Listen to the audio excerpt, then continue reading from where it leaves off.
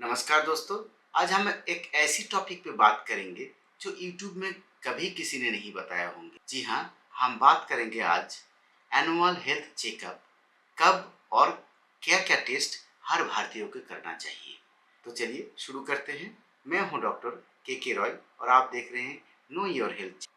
आप हर साल अपने कार की सर्विसिंग तो ज़रूर कराते हैं। क्या आपकी बॉडी की सर्विसिंग कराते हैं? जी हाँ, आपकी बॉडी भी एक मशीन ही है। इनको भी एनुअली सर्विसिंग मतलब टेस्ट कराना ज़रूरी है। हर दूसरे इंडियन को किसी न किसी लाइफस्टाइल बीमारी से परेशान है। उनको पता ही नहीं है कि उनको कोई रोग है।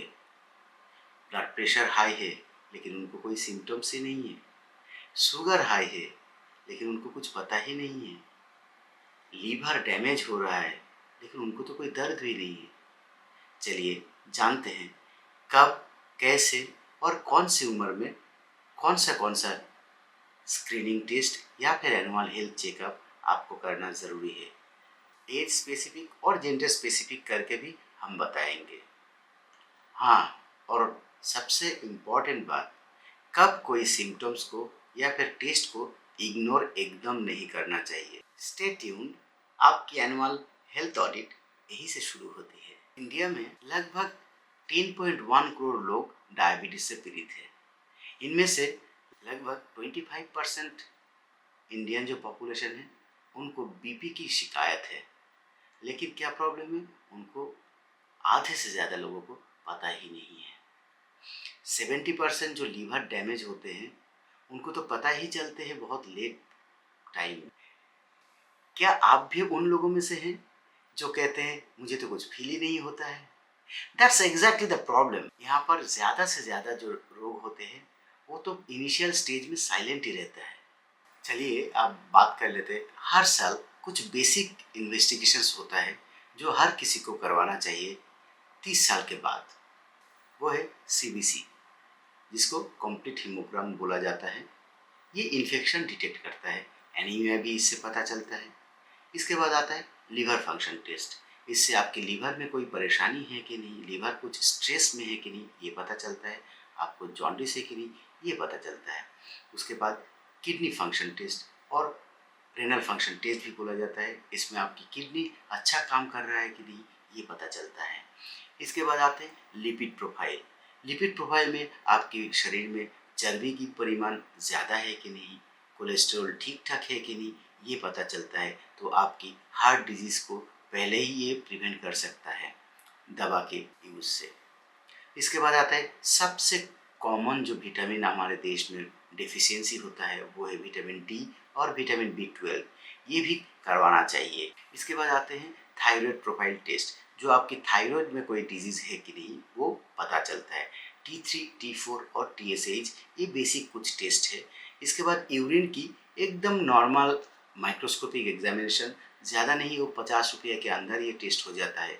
यूरिन माइक्रोस्कोपी बोला जाता है। इसमें आपको बहुत बहुत बहुत इन्फॉर्मेशन मिल सकता है। जैसे कि आपकी शुगर अगर एडवांस स्टेज में है तो यूरिन में शुगर मिल सकता है। यूरिन में प्रोटीन भी मिल सकता है। अगर आपकी किडनी खराब हो रहा है तो यूरिन में इन्फेक्शन है कि नहीं, ये भी पता चलता है। अब हम जेंडर स्पेसिफिक कुछ इन्वेस्टिगेशंस की बात करते हैं। जैसे कि फीमेल में पैप स्मीयर किया जाता है सर्वाइकल कैंसर को डिटेक्ट करने के लिए। ब्रेस्ट की सेल्फ ब्रेस्ट एग्जामिनेशन बोला जाता है और मैमोग्राफी बोला जाता है। ये दोनों टेस्ट यूजुअली 40 साल के बाद हर महिलाओं को करना चाहिए। लेकिन जिनके फैमिली में अगर ब्रेस्ट कैंसर या फिर कोई ट्यूमर की शिकायत है तो उनको एटलीस्ट 10 साल पहले से ही अपने इन्वेस्टिगेशंस या फिर टेस्ट शुरू करना चाहिए। इसके बाद आते हैं कैल्शियम, आयरन और विटामिन डी। ये तो हर साल करवाना ही चाहिए। अब पुरुषों में देखा जाए तो प्रोस्टेट स्पेसिफिक एंटीजन, जिसको पीएसए बोला जाता है, जो प्रोस्टेट कैंसर के लिए जांच किया जाता है, ये यूजुअली 50 साल के बाद ही करना चाहिए। ईसीजी और इकोकार्डियोग्राफी हर किसी मेल या फीमेल दोनों जेंडर में करना चाहिए 40 साल के बाद। अगर किसी पुरुषों में लिबिडो की कम हो जाते हैं या फिर थका हुआ जैसे लगते हैं तो 40 साल के बाद उनको टेस्टोस्टेरोन लेवल ज़रूर देखना चाहिए। कोलोरेक्टल कैंसर के लिए स्टूल में खून की जांच करना चाहिए। ये दोनों ही जेंडर में होता है। स्क्रीनिंग टेस्ट करा के हम एटलीस्ट 5 से 10 साल पहले ही कोई रोग को पकड़ सकते हैं।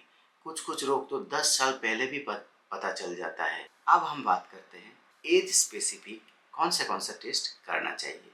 20 से 30 साल की उम्र में ये बहुत ही कम उम्र है, यहाँ पर ज़्यादा नहीं, टोटल काउंट जिसको सीबीसी बोलते हैं, एलएफटी और थायराइड प्रोफाइल चेक करना चाहिए। इन एज में स्ट्रेस बहुत ज़्यादा होता है, तो इनकी स्ट्रेस लेवल, इनकी नींद ठीक ठाक हो रहा है कि नहीं, ये भी देखना ज़रूरी है। एज 30 से 40 साल की एज में हम लोग लिपिड प्रोफाइल, किडनी प्रोफाइल, इसके साथ ब्रेस्ट कैंसर स्क्रीनिंग और सर्वाइकल कैंसर स्क्रीनिंग भी ऐड करते हैं। अगर किसी की फैमिली में बीपी की शिकायत है तो ब्लड प्रेशर और ईसीजी भी इस उम्र में ऐड करना चाहिए। अब एज 40 से 50 साल की एज में हम लोग क्या क्या कर सकते हैं टेस्ट। 40 से 50 साल की एज में full body checkup is mandatory. इसके साथ हम लोग ब्रेस्ट कैंसर की स्क्रीनिंग के लिए मैमोग्राफी ऐड कर सकते हैं। इसके साथ एनुअल आई चेकअप ज़रूरी है ताकि ग्लोकोमा या फिर रेटिनोपैथी अगर आए तो उसे भी पता चले। अगर किसी की फैमिली में कोलोन कैंसर की हिस्ट्री है तो कोलोनोस्कोपी भी ज़रूरी है।